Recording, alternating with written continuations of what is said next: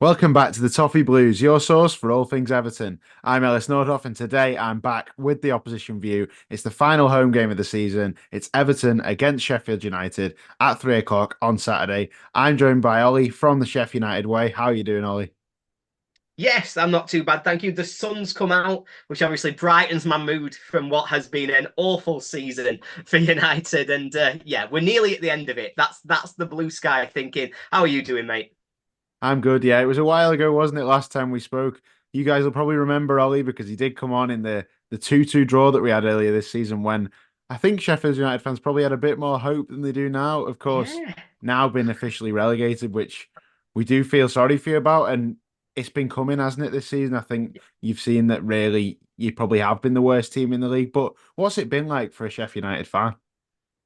Oh, it's been grim. Yeah, it's been really grim. It's been one of them where, we did have hope when we played you at Bramley. And I actually thought on the day we nearly won it. I remember Pickford made a Last minute, worldie of wasn't a it? save in like 95th minute or something, Daft. And you thought, oh, we competitive here. We're actually good enough. But it's all been downhill really since then. We lost all our confidence when we got battered at home by Newcastle, the 8-0. And after that, we never recovered. It's been weekend after weekend of just watching your team capitulate really more than anything. I lost count of the amount of times we've conceded five or more. We concede at least four regularly.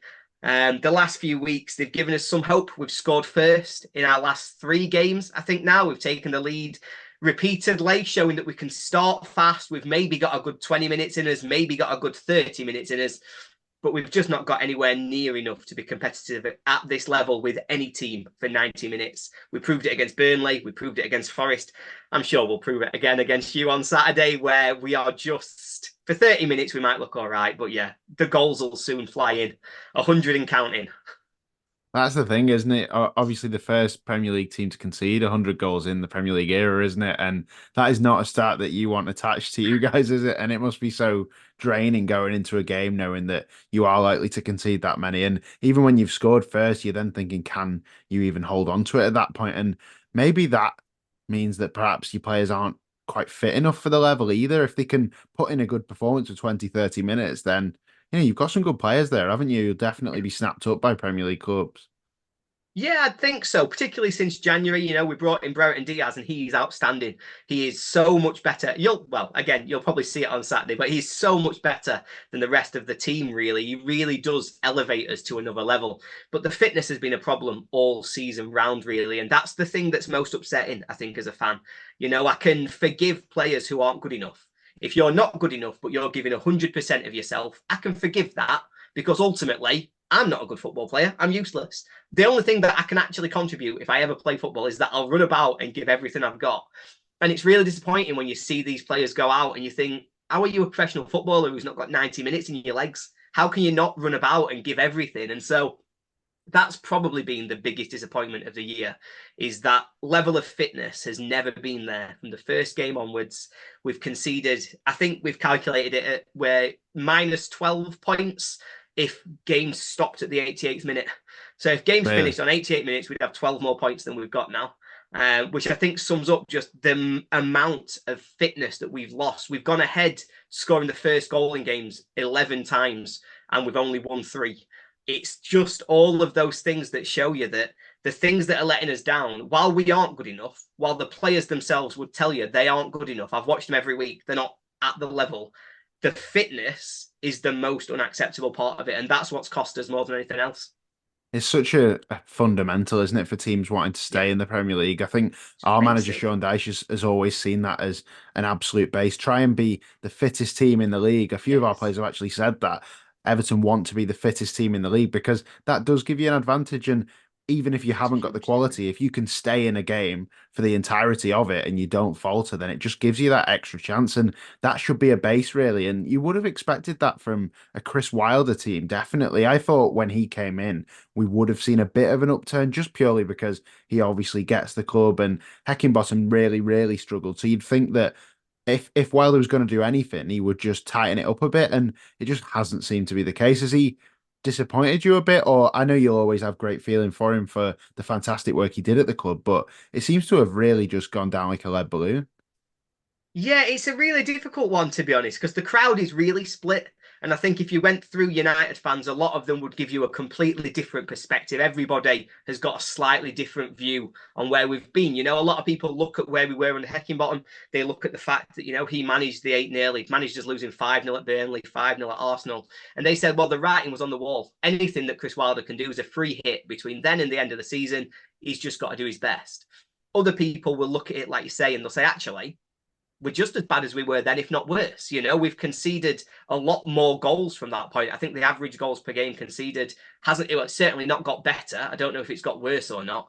And so I think it's really concerning that he's not been able to bring that level. You can see he himself is frustrated. He talks in interviews about the fitness. He talks in interviews about how, maybe the depth coming off the bench just isn't strong enough. And I do empathise with that, but I have been disappointed with the impact that he's been able to have. I thought his first few games were promising. Liverpool, Aston Villa, we beat Brentford at home, and you thought, right, there's something to build on here. But particularly since the end of January, it's just not been acceptable. The defence has not been organised. They've not been committed. They've been so easy to get past, to get at, to concede against. We have got better. There's some positives to what Wilder's brought. We've got a structure in terms of our attacking play. We're a lot more effective in terms of hurting teams and getting forward. We are creating chances, which we just did not do for the first 3 months of the season. So there are positives there, and there are definitely sort of green shoots that you look at and you go, yes, okay, next season, if we can get fit and we can expand that 30 minutes to 90 minutes, we will be pretty good in the Championship. I would expect us to be top 6 team, let's say. Let's not get carried away with ourselves, but if we can extend that out, we should be a top 6 team in the Championship. But then you've got the other half of it of, but actually, if you just attack us, we will fold so quickly. And it's really difficult to see. I personally would favour a change in the summer. I think it's time. I think we've proven that we've not improved over the last 6 months and we need a full reset. We know the squad is going to be torn apart. We know that we've got, I think it's 10 players leaving at the end of their contracts. We're expecting a completely new 11 to start next season.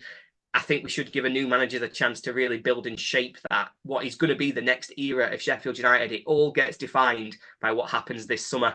But the club have made it clear. Chris Wilder is the man. They trust him. They're putting all their faith in him. And so us as fans have got to do the same.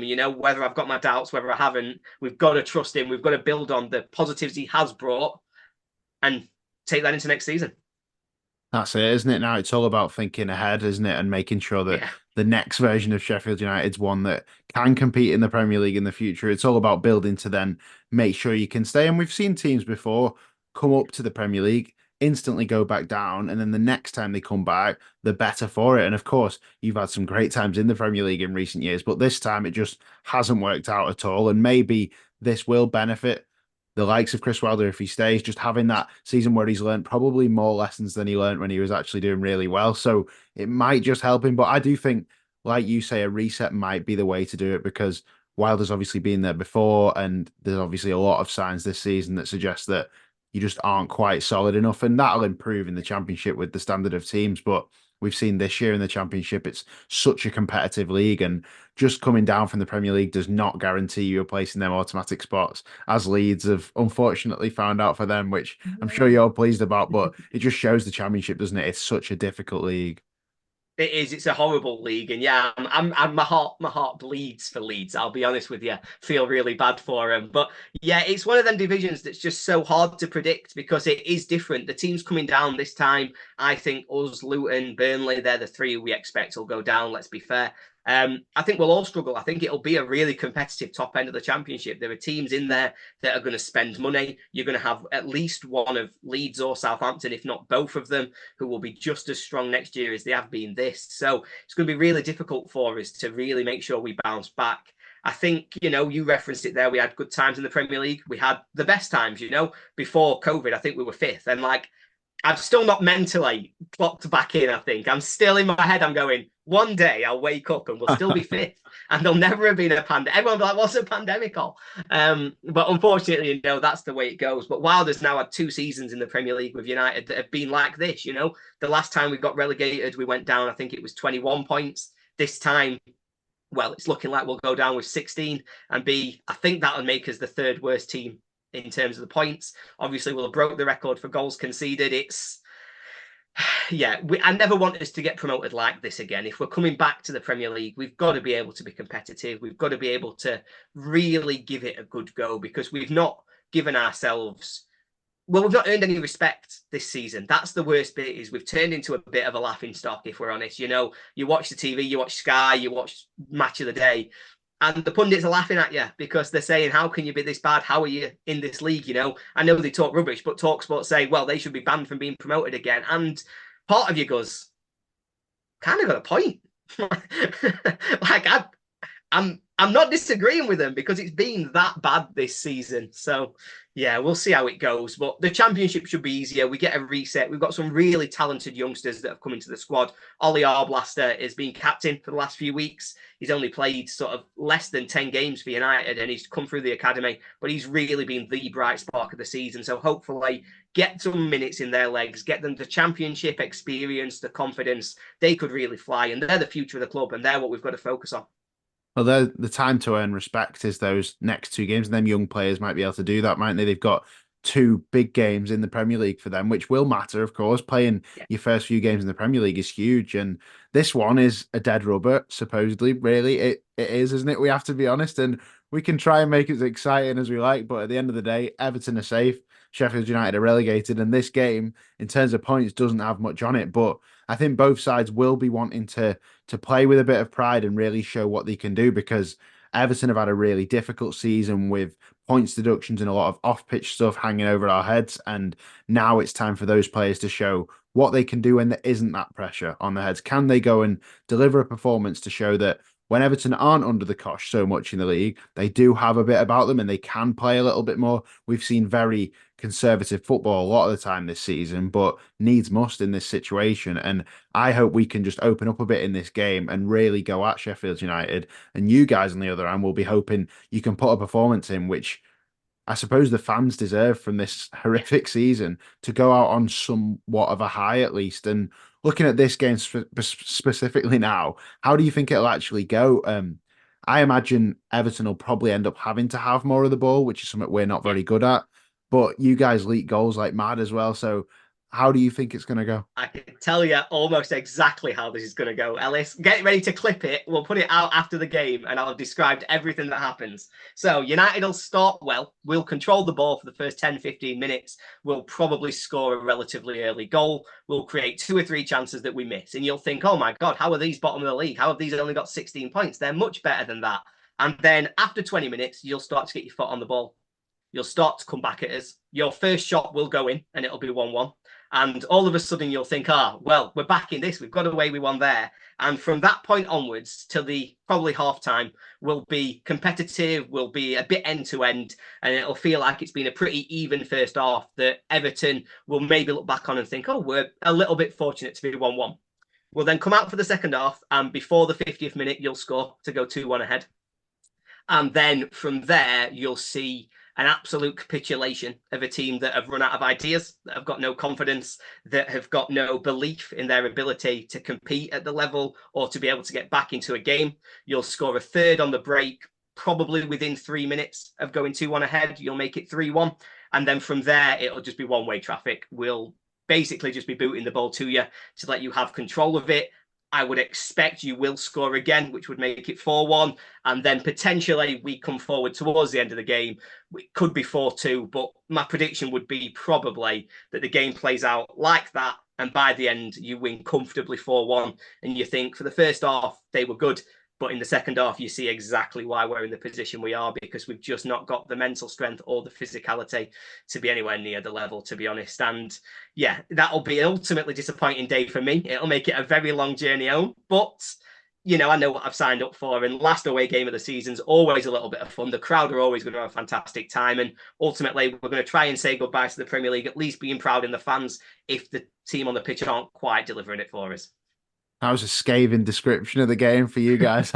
As you said earlier, you are going to this game. You're going to see Goodison for what will be the final time for Sheffield United. And for you, I imagine as well. It's great that you actually managed to get a ticket for that because us as Everton fans, it's our second to last second to Mm. last game of the season, I suppose. And like Goodison, I hope can get up for it, even though we don't have much to play for. It could be Seamus Coleman's last game at Goodison for us. We don't know yet because of the contract situation. And Everton just need to go out on a high. And I think if we win, the fans will be like, you know what, these players have put a real shift in for us this year. So hopefully we can do that. But you must be pleased that you get the chance to be at Goodison for one more time before we move into Bramley-Moore. But what would you say about Goodison? Is there anything you'd like to tell Everton fans about your memories of it as a stadium and what you think of it?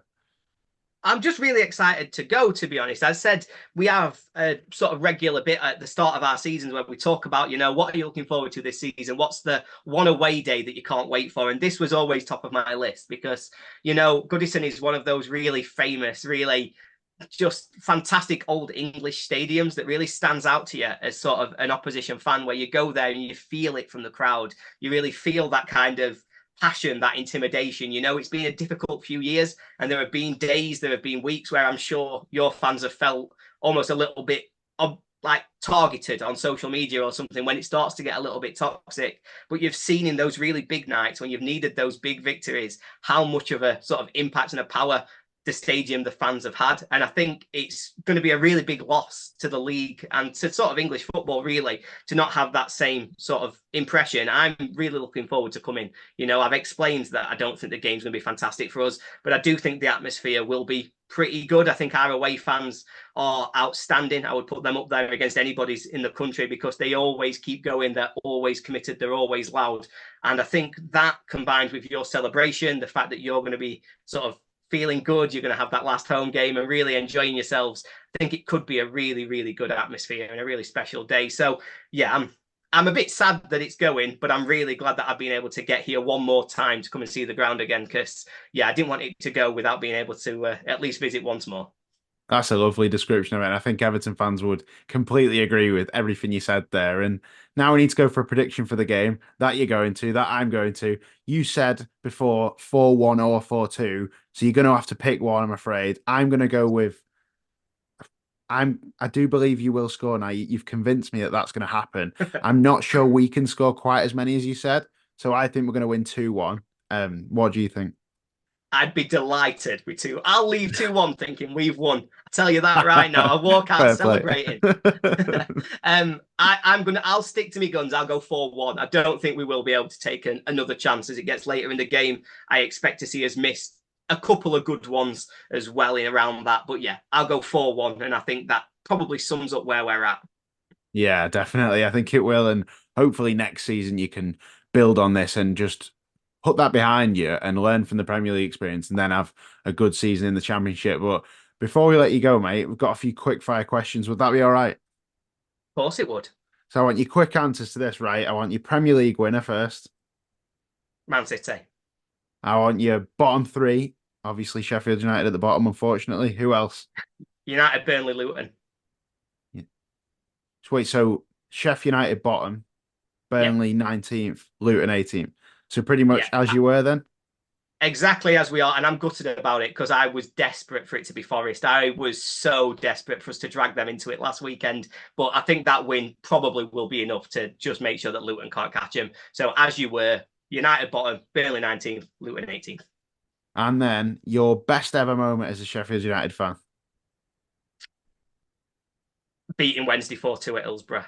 The Wow. moment that we went 3-2 up. So you'll have seen the clip on social media, but I love describing it, so I'm going to do it again.